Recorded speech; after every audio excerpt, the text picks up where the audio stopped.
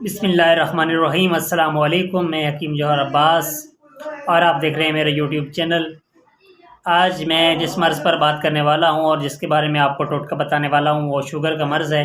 आपको मालूम है कि हर उम्र के लोगों में ये आजकल जो है मर्ज़ बहुत ज़्यादा बढ़ती जा रही है, चाहे नौजवान हैं या बूढ़े हैं, और ख़ास तौर पर उन लोगों में ज़्यादा बढ़ रही है जो कि बैठे रहते हैं, ज़्यादा काम नहीं करते या ऑफिस में काम करते हैं या बहुत ज़्यादा मोटे ताज़े हैं, तो उनमें ये शुगर का मर्ज़ जो है बहुत ज़्यादा बढ़ रहा है। तो शुगर के बढ़ने से बहुत सारी और भी बीमारियाँ जन्म लेती हैं, जिनमें पट्टों की कमज़ोरी, मर्दाना अमराज़ और दीगर जो अमराज़ हैं ये शुगर के बढ़ने से बढ़ जाती हैं।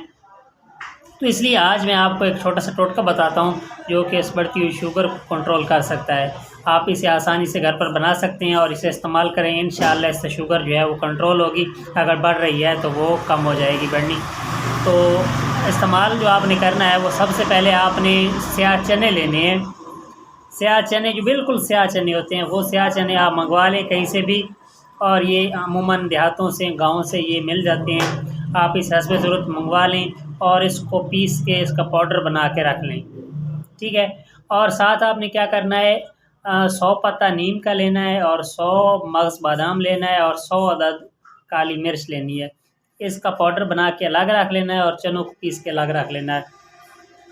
1 चम्मच सुबह निहार मुँह उस नीम वाले पाउडर का आप इस्तेमाल करें ताज़ा पानी के साथ, और दिन में 2 मरतबा जो पिसे हुए ब्लैक चने हैं वो भी आप 1 चम्मच ताज़ा पानी के साथ इस्तेमाल करें।